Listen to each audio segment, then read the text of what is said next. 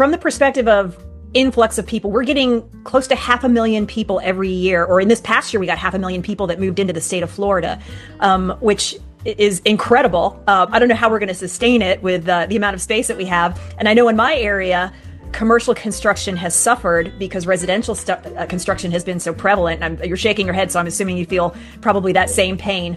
What types of practices are you seeing really kind of flood your market? Are you seeing more dental, more medical, more veterinary? What's prevalent in your area? I know I'm getting a lot of dentists and veterinarians. What about you guys? So in my area, it's been a trend that's been steady for the last couple of years, I would say, and it's mostly dental. Dental seems to be where, it's a type of specialty that they're able to be more scalable. They can open their second, third location much easier, and the intention is to actually grow versus a medical specialist.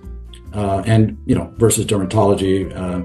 Eye care centers are becoming more and more relevant too in my backyard, where there's a lot of groups coming in from out of state, actually expanding to Florida, and they're opening their eye vision centers. So that's another avenue that's being explored here in at least Southwest Florida.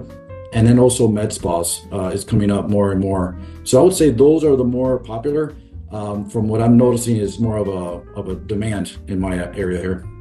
Awesome.